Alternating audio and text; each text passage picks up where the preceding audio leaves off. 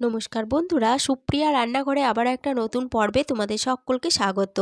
আজকে মাছের ঝোলের রেসিপি আমি তোমাদের সাথে শেয়ার করব। মাছের ঝোলের মধ্যে অতিরিক্ত মশলা ব্যবহার না করে আমার মতো করে এইভাবে একবার মাছের ঝোল রান্না করে খেয়ে দেখো, খেতে দুর্দান্ত টেস্টি হয়। আর গরম ভাতের সাথে থাকলে তো কোনো কথাই হবে না, খাওয়াটা জাস্ট একেবারে জমে যাবে। তাহলে চলো বন্ধুরা, দেখে নেওয়া যাক আজকের মাছের ঝোল কিভাবে বানানো হয়। রেসিপিটা বানানোর জন্য এখানে 5 পিস বাটা মাছ জল দিয়ে ভালোভাবে ধুয়ে পরিষ্কার করে নিয়েছি। আর আমি মাছের ঝোলটা বাটা মাছ দিয়ে বানাচ্ছি, তবে তোমরা চাইলে যে কোনো মাছ দিয়ে এই মাছের ঝোলটা এইভাবে বানিয়ে নিতে পারো। এবার এই মাছের মধ্যে দিয়ে দেব হাফ চামচ লবণ আর দিয়ে দেব হাফ চামচ হলুদ গুঁড়ো। এবার লবণ হলুদ মাছের সাথে খুব ভালোভাবে মেখে নেব। আমি আমার রান্নার প্রয়োজন মতো এখানে 5 পিস বাটা মাছ রান্না করছি, তবে তোমরা তোমাদের রান্নার প্রয়োজন অনুযায়ী মাছের পরিমাণ বাড়িয়ে বা কমিয়ে নিতে পারো। মাছের মধ্যে লবণ হলুদ ভালোভাবে মেখে নেওয়া হয়ে গেছে। এবার মাছটা 5 মিনিটের জন্য রেস্টে একটা সাইডে সরিয়ে রেখে দিচ্ছি। এদিকে গ্যাসের ওভেনে একটা কড়াই বসিয়ে গ্যাসটা অন করে কড়াইয়ের মধ্যে দিয়ে দিচ্ছি পরিমাণ মতো জল। জলটা যখন হালকা গরম হয়ে গেছে তখন জলের মধ্যে দিয়ে দিচ্ছি 5 টুকরো আদা। এরপরে দিয়ে দিচ্ছি 2টো মিডিয়াম সাইজের টমেটো। টমেটোগুলোকে দেখো আমি ঠিক এইভাবে কাট করে নিয়েছি। এরপরে দিয়ে দেব একটা বড় সাইজের পেঁয়াজ। পেঁয়াজটাকে 4 ভাগ করে কেটে নিয়েছি। পেঁয়াজগুলো দিয়ে দিলাম। এবার গ্যাসের ফ্লেমটা মিডিয়ামে রেখে এর মধ্যে একটা ঢাকা দিয়ে দিচ্ছি। ঢাকা দিয়ে এইগুলোকে একটু সময় ধরে সিদ্ধ হতে দেব। ঢাকা দিয়ে মিডিয়াম ফ্লেমে 2 মিনিট মতো রেখে দিয়েছিলাম। 2 মিনিট পর ফিরে এসে ঢাকা খুলে নিলাম। এরপরে গ্যাসের ফ্লেম বন্ধ করে দিচ্ছি। বন্ধ করে দিয়ে এগুলো কড়াই থেকে তুলে নেব। সমস্ত উপকরণ কড়াই থেকে তুলে নিলাম। এবার এগুলো বেশ কিছুক্ষণ রেখে দেব ঠান্ডা হয়ে যাওয়ার জন্য। এগুলো ঠান্ডা হতে থাক। ততক্ষণে কি সবজি নিয়েছি দেখিয়ে দিচ্ছি। এখানে নিয়েছি 2টো মিডিয়াম সাইজের আলু। আলু দুটোকে ঠিক এইভাবে লম্বা করে কেটে নিয়েছি। একটা মিডিয়াম সাইজের পেঁপে। পেঁপেটাকে খোসা ছাড়িয়ে দেখো ঠিক এইভাবে পাতলা করে কেটে নিয়েছি। আর এখানে একটা মিডিয়াম সাইজের ফুলকপির অর্ধেকটা ঠিক এইভাবে বড় করে কেটে নিয়েছি। তারপরে সবজিগুলো জল দিয়ে ভালোভাবে ধুয়ে নিয়েছি। সবজিগুলো একটা সাইডে সরিয়ে রেখে দিলাম। এদিকে এগুলো ঠান্ডা হয়ে গেছে।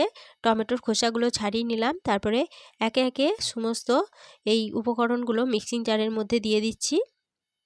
মিক্সিং জারের মধ্যে দিয়ে দিলাম। এরপরে এর মধ্যে দিয়ে দিচ্ছি 2টো কাঁচা লঙ্কা। কাঁচা লঙ্কার ঝালটা তোমরা যেরকম ঝাল খাবে সেরকম অনুযায়ী কম বেশি করে নিতে পারো। মিক্সিং জারে ঢাকনা বন্ধ করে সমস্ত উপকরণ বেটে নিলাম। এবার বেটে নেওয়া মিশ্রণ একটা সাইডে সরিয়ে রেখে দিচ্ছি। এদিকে মাছগুলো 5 মিনিটের জন্য রেস্টে রেখেছিলাম। 5 মিনিট হয়ে গেছে। এরপরে গ্যাসের ওভেনে একটা কড়াই বসিয়ে গ্যাসটা অন করে কড়াইয়ের মধ্যে দিয়ে দিচ্ছি পরিমাণ মতো সরষের তেল। এবার এই তেলটা খুব ভালোভাবে গরম হয়ে যাওয়ার পরে তেলের মধ্যে একে একে মাছগুলো দিয়ে দেব।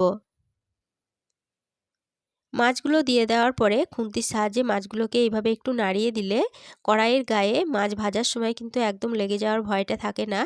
এভাবে একটু নাড়িয়ে দেবে, দেখবে মাছগুলো খুব ভালোভাবে ভাজা হবে। এরপরে বেশ কিছুক্ষণ অপেক্ষা করার পর এক পিঠ যখন ভাজা হয়ে গেছে তখন অপর পিঠটা উল্টে দিচ্ছি। আর এইভাবেই উল্টে পাল্টে মাছগুলোকে ভালোভাবে ভেজে নিচ্ছি। মাছগুলো দেখো বেশ ভালোভাবে ভাজা হয়ে গেছে। এর বেশি আর মাছগুলো কিন্তু ভাজবো না। এবার এই মাছগুলো তেল থেকে তুলে নিচ্ছি। একে একে সমস্ত মাছগুলো তেল থেকে তুলে নেওয়ার পরে ওই মাছ ভাজার তেলেই দিয়ে দিচ্ছি কেটে রাখা ফুলকপিগুলো। সমস্ত ফুলকপিগুলো তেলের মধ্যে দিয়ে দিলাম। এবার গ্যাসের ফ্লেমটা মিডিয়ামে রেখে ফুলকপিগুলোকে একটু নেড়েচেড়ে ভেজে নিয়ে ফুলকপির মধ্যে একটা ঢাকা দিয়ে দিচ্ছি। ঢাকা দিয়ে ফুলকপিগুলো ভাজা হতে দেব। এতে 2 in 1 কাজ হবে, ভাজাটা ভালোভাবে হয়ে যাবে আর সিদ্ধর কাজটা অনেকটা এগিয়ে থাকবে। ঢাকা দিয়ে মিডিয়াম ফ্লেমে ফুলকপিগুলোকে 4 মিনিট ভাজা হতে দিয়েছিলাম। 4 মিনিট পর ফিরে এসে ঢাকা খুলে নিলাম। ফুলকপিগুলো দেখো বেশ ভালোভাবে ভাজা হয়ে গেছে। আর এই 4 মিনিট ঢাকা দিয়ে ভাজা হওয়ার ফাঁকে দুবার ঢাকা খুলে ফুলকপিগুলো নেড়েচেড়ে দিয়েছিলাম। অবশ্যই দুবার ঢাকা খুলে নেড়েচেড়ে দেবে, নাহলে কিন্তু ফুলকপিগুলো পুড়ে যেতে পারে। ফুলকপিগুলো তেল থেকে তুলে নেওয়ার পরে ওই তেলের মধ্যেই আলু ও পেঁপেগুলো ভেজে নেব। তার জন্য আলু পেঁপেগুলো তেলের মধ্যে দিয়ে দিলাম। এবার মিডিয়াম ফ্লেমে আলু পেঁপেগুলোকে একটু নেড়েচেড়ে ভেজে নিচ্ছি। আলু ও পেঁপেগুলোকে 1 মিনিট মতো নেড়েচেড়ে ভেজে নেওয়ার পরে আলু ও পেঁপের মধ্যে একটা ঢাকা দিয়ে দিচ্ছি। ঢাকা দিয়ে মিডিয়াম ফ্লেমে আলু পেঁপেগুলোকে একটু সময় ধরে ভাজা হতে দেব। মিডিয়াম ফ্লেমে আলু পেঁপেগুলোকেও 4 মিনিট মতো সময় ধরে ভাজা হতে দিয়েছিলাম। 4 মিনিট পর ফিরে এসে ঢাকা খুলে নিলাম। আলু পেঁপেগুলো দেখো বেশ ভালোভাবে ভাজা হয়ে গেছে। আর এই 4 মিনিট ঢাকা দিয়ে ভাজা হওয়ার ফাঁকে আলু পেঁপেগুলো ঢাকা খুলে দুবার নেড়েচেড়ে দিয়েছিলাম। অবশ্যই দুবার ঢাকা খুলে নেড়েচেড়ে দেবে, নাহলে কিন্তু পুড়ে যেতে পারে। এরপরে আলু ও পেঁপেগুলো তেল থেকে তুলে নিচ্ছি। সমস্ত আলু পেঁপেগুলো তেল থেকে তুলে নেওয়ার পরে ওই তেলের মধ্যেই আবারও 1 চামচ সরষের তেল দিয়ে দিলাম। এবার ফোড়নের জন্য দিয়ে দিচ্ছি 1/2 চামচ 5 ফোড়ন আর দিয়ে দিচ্ছি 2টো শুকনো লঙ্কাকে কেটে। এরপরে ফোড়নগুলো ভালোভাবে ভেজে নিচ্ছি। ফোড়নগুলো ভালোভাবে ভেজে নেওয়ার পর ফোড়ন থেকে যখন সুন্দর গন্ধ বেরোতে শুরু করে দিয়েছে, তখন যে মশলার পেস্টটা বানিয়ে রেখেছিলাম সেটা দিয়ে দিচ্ছি। এবার গ্যাসের ফ্লেমটা মিডিয়ামে রেখে এগুলোকে একটু সময় ধরে নেড়েচেড়ে কষিয়ে নিচ্ছি। মিডিয়াম ফ্লেমে এগুলোকে 2 মিনিট মতো নেড়ে কষিয়ে নেওয়ার পরে আদা ও পেঁয়াজ থেকে যখন কাঁচা গন্ধ চলে গেছে, তখন গ্যাসের ফ্লেমটা একদম লোতে করে দিয়ে মিক্সিং জারটা ধুয়ে সামান্য পরিমাণ জল দিয়ে দিলাম। এরপরে দিয়ে দিলাম 1/2 চা চামচ জিরে গুঁড়ো, কালারের জন্য দিয়ে দিলাম 1/2 চা চামচ কাশ্মীরি লঙ্কা গুঁড়ো আর 1/2 চা চামচ হলুদ গুঁড়ো। এবার গ্যাসের ফ্লেমটা লো টু মিডিয়ামে রেখে মশলাগুলোকে ভালোভাবে নেড়েচেড়ে কষিয়ে নেব। লো টু মিডিয়াম ফ্লেমে মশলাগুলোকে মিনিট 5 সময় ধরে নেড়েচেড়ে কষিয়ে নিলাম। মশলা খুব ভালোভাবে কষানো হয়ে গেছে। এবার এই মশলার মধ্যে ভেজে তুলে রাখা আলু ও পেঁপেগুলো দিয়ে দিলাম আর ফুলকপিগুলোও দিয়ে দিলাম। এবার গ্যাসের ফ্লেমটা মিডিয়ামে রেখে এই মশলার সাথে এই সমস্ত উপকরণ আবারও একটু নেড়েচেড়ে কষিয়ে নিচ্ছি। মশলার সাথে এগুলোকে আবারও 1 মিনিট মতো নেড়েচেড়ে কষিয়ে নিলাম। এরপরে এর মধ্যে দিয়ে দেব পরিমাণ মতো জল।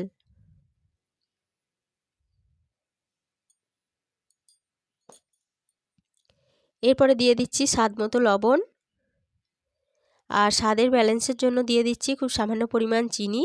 এবার সমস্ত উপকরণ জলের সাথে ভালোভাবে নেড়েচেড়ে মিশিয়ে নিচ্ছি।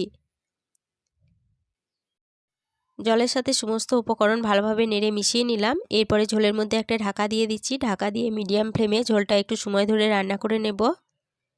ঢাকা দিয়ে মিডিয়াম ফ্লেমে ঝোলটা 4 মিনিট রান্না হতে দিয়েছিলাম। 4 মিনিট পর ফিরে এসে ঢাকা খুলে নিলাম। ঢাকাটা খুলে নেওয়ার পরে সমস্ত উপকরণ ভালোভাবে নেড়েচেড়ে নিয়ে পেঁপে ও আলুগুলো ভালো মতো সিদ্ধ হয়েছে কিনা এবার চেক করে নিচ্ছি। আলু ও পেঁপেগুলো দেখো ভালোভাবে সিদ্ধ হয়ে গেছে। এরপরে ভেজে তুলে রাখা মাছগুলো একে একে ঝোলের মধ্যে দিয়ে দিলাম। এবার ঝোলের সাথে মাছগুলোকে একটু এইভাবে ডুবিয়ে দিচ্ছি। ঝোলের মধ্যে মাছগুলোকে ডুবিয়ে দেওয়ার পরে মাছগুলো ঝোলের সাথে আবারও 2 মিনিট মতো রান্না করে নিয়ে মাছের ঝোলের মধ্যে সামান্য ধনেপাতা কুচি আর একটা কাঁচা লঙ্কাকে দুপাক করে দিয়ে দিলাম। এবার ধনেপাতা কুচি ও কাঁচা লঙ্কা ঝোলের সাথে ভালোভাবে নেড়ে মিশিয়ে নিয়ে ঢাকা দিয়ে আরও 5 মিনিটের জন্য স্ট্যান্ডিং টাইমে রেখে দিয়েছিলাম। 5 মিনিট পর ফিরে এসে ঢাকা খুলে নিলাম। মাছের ঝোল পরিবেশনের জন্য একদম রেডি হয়ে গেছে। আজকে রেসিপিটা প্রথম থেকে শেষ অবধি দেখার জন্য তোমাদেরকে অসংখ্য ধন্যবাদ। রেসিপিটা ভালো লেগে থাকলে প্লিজ লাইক, কমেন্ট ও সকলের সাথে শেয়ার করে দিতে ভুলো না। নতুন বন্ধু হয়ে থাকলে চ্যানেলটা সাবস্ক্রাইব করে পাশে থেকো। আজকের রেসিপিটা এই পর্যন্তই ছিল। ফিরে আসবো আবার নতুন কোনো রেসিপি নিয়ে।